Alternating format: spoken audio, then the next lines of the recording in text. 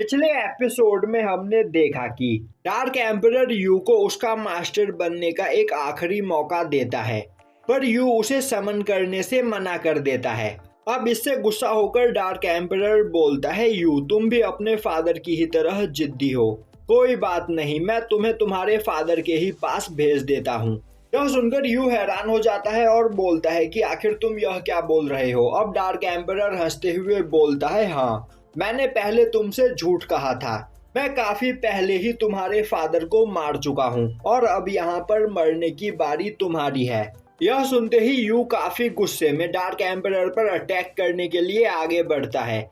Golden warrior उसे रोकने की कोशिश करता है, पर वह गोल्डन वॉरियर के हाथ से गोल्डन स्वॉर्ड को छीनता हुआ काफी तेजी से डार्क एम्परर पर अटैक करता है, पर उसके अटैक से डार्क एम्परर को कुछ भी नहीं होता है।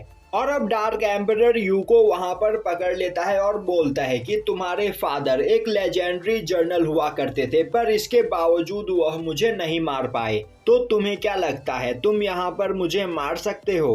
तभी गोल्डन वॉरियर बीच में आते हुए डार्क एम्परर पर अटैक कर देता है, पर डार्क एम्परर काफी आसानी से उसे अपने पैरों के नीचे मसल देता है, जिससे गोल्डन वॉरियर वापस से अपने कार्ड में बदल जाता है। अब क्वीन डार्क एम्परर पर अटैक करती है, पर डार्क एम्परर क्वीन के अटैक को डिस्ट्रॉय कर देता है, जो देखते ही क्वीन गुस्से में डार्क एम्परर की ओर आगे बढ़ती है।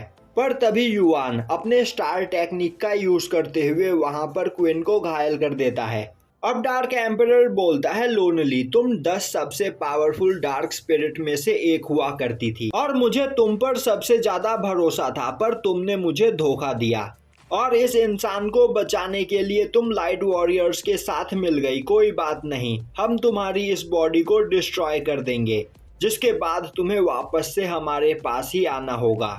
अब युआन क्वीन के पास जाते हुए उस पर अपने स्टार टाउन टेक्निक का यूज करता है, जिससे थोड़ी ही देर में वहां पर क्वीन की बॉडी गायब हो जाएगी। और अब डार्क एम्परर यू को अपने साथ लेकर वहां से चला जाता है। अब डार्क एम्परर के वहां से जाते ही वहां मौजूद सभी मार्क्समैन भी उस जगह से जाने लगते हैं।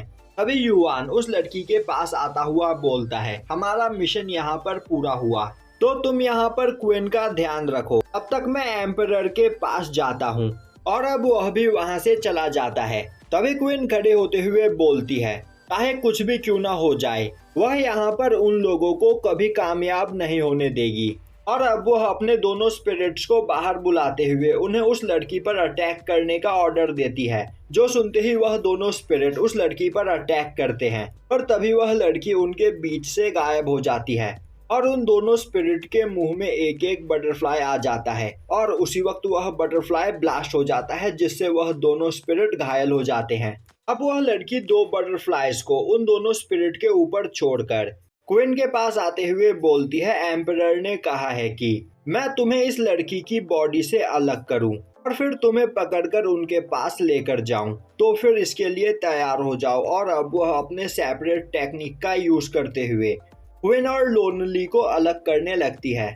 तभी वह दोनों स्पिरिट उस लड़की पर पीछे से अटैक कर देते हैं, पर उसी वक्त उन स्पिरिट के ऊपर मौजूद बटरफ्लाई उन दोनों स्पिरिट को एक स्पिरिट वेब में बांध लेते हैं और उन स्पिरिट्स के साथ फ्यूज हो जाते हैं, जिसके बाद वह दोनों स्पिरिट उस लड़की के कंट्रोल में आ जाते हैं। अब वह लड़की बोलती है, अपने स्पिरिट्स मुझे देने के लिए थैंक्स, मैं तुम्हारे स्पिरिट्स का अच्छे से ख्याल रखूंगी।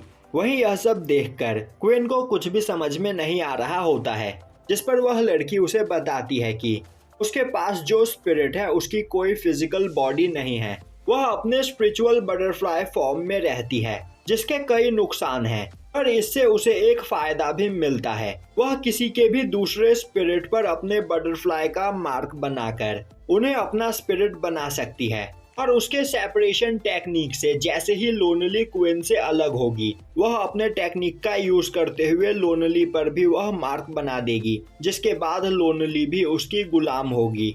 दूसरी ओर लिनफेंग और सिल्वर वॉरियर एक अलग सी ही जगह पर पहुंच चुके होते हैं, जहां पर कई सारे स्टोन टैबलेट्स रखे हुए होते हैं।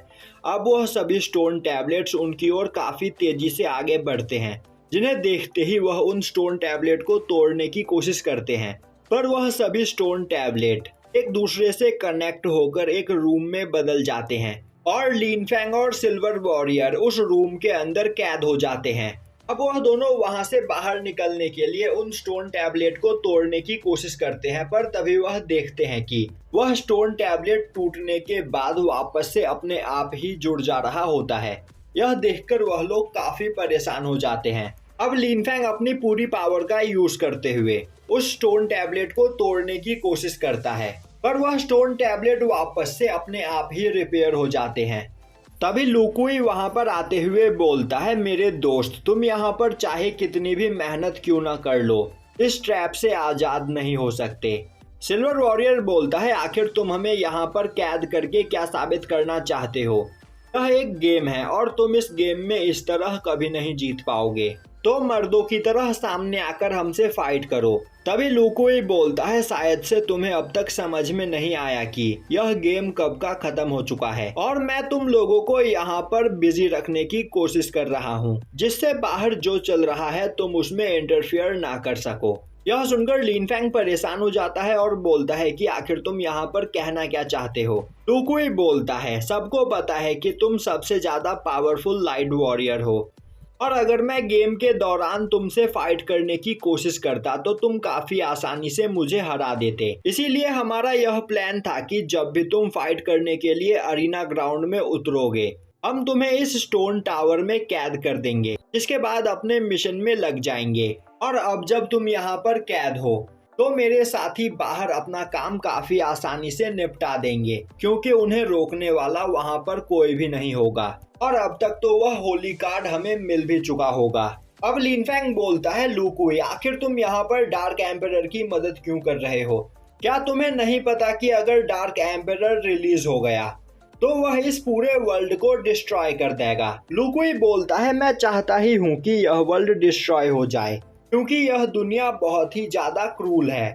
दूसरी ओर डार्क एम्परर यू को एक जगह पर लेकर आता है और वह उसे चेन्स में बांध देता है और तभी उस जगह पर युआन भी आ जाता है।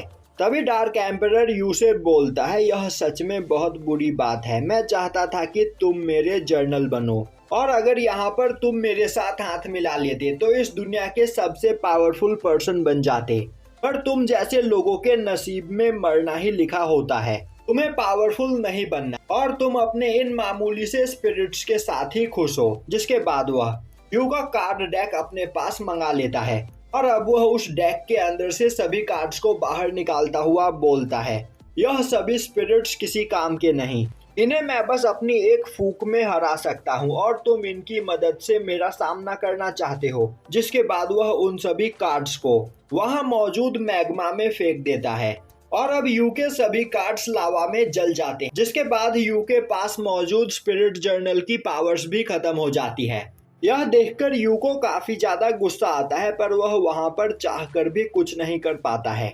अब डार्क एम्परर हंसते हुए बोलता है, मैं तुम्हें दुनिया का सबसे पावरफुल स्पिरिट जर्नल बनाना चाहता था, पर अब तुम एक स्पिरिट जर्नल भी नहीं रहे।